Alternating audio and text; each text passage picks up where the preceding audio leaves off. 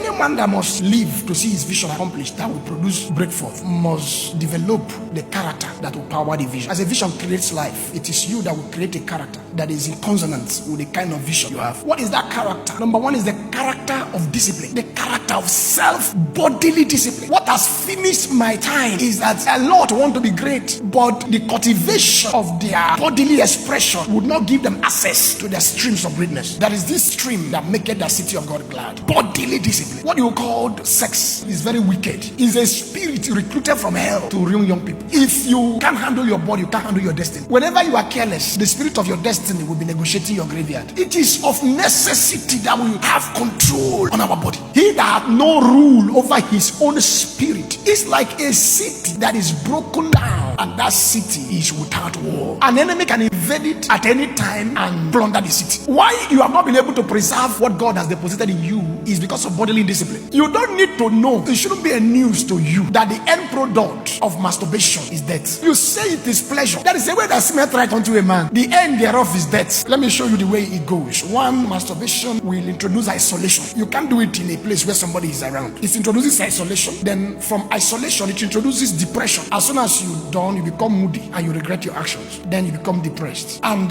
the spirit of depression is what leads to suicide. First of all, it attacks your faculty. A masturbator is a man whose faculty has been suppressed. He can't reason well. After the act, you find yourself in deep regret and in deep darkness. You will not reason well. And while you are not reasoning well, time is passing. Any man who does not reason good is reasoning wrongly. And a wrong reasoning make you unreasonable. And when you become unreasonable, you become useless. You can't produce positive results. So if you are into that, you're already enrolled to destruction. Man of God, how do I break out? Listen, there is self-deliverance. You first of all come to self-realization that this thing I'm doing does not support destiny. This thing I'm doing does not support greatness. It doesn't. Sugar is sugar in every mouth. Your breaking out is beginning from bodily discipline first. The average man wants to do the act, but it is a decision. Why do we have spirit of masturbation? It's hanging everywhere, but it doesn't access anybody until permission is given. I say that even God does not have some kind of right. That before God will invade your heart, he will first of all take permission. If God is restricted from invading your heart, is this Satan? Is this spirit of masturbation? You open the door when it knocked. So you need to take some aggressive decisions. This act does not support my vision. Bodily discipline. Then after that, the next is your relationship with the opposite sex. A man and a woman cannot be friends. It's impossible. It's my male friend. You are a fornicator. Now, what is the agenda of the friendship? What is the agenda? Any relationship that is not business bound should not be kept. Any man that is around your life as a female, that your discussion with him does not produce economic value. You can't be having issues with your fiancé and you are discussing it with another person, another male. That is wrong. Most of these young men you see are devourers. If you are serious with life, I can't be discussing with you on what ground. The little time I have to rest, I will now call you on phone. You should be accusing me. I didn't check up on you. Have you not lived like this for the past how many years? Has it produced results in your life? Don't you know you have to change gear? We're talking about breaking forth. Breaking forth is access to new dimension. You will be on call with somebody for 2 hours. It's because you do not understand the vision that will power the character. You have not developed a character that will power your destiny. I developed this thing early because there is a minimum requirement that is demanded of any man that wants to be great on the earth. Yes, you can't go below standard. The universe can't bend rules because of you. That standard remains like that. It remains like that. And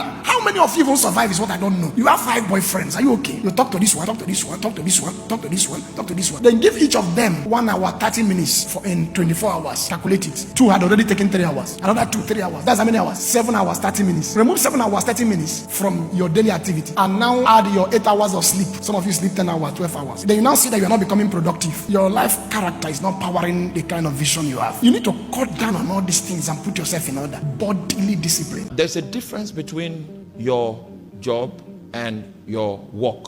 Adam was given work. Adam was not given a job.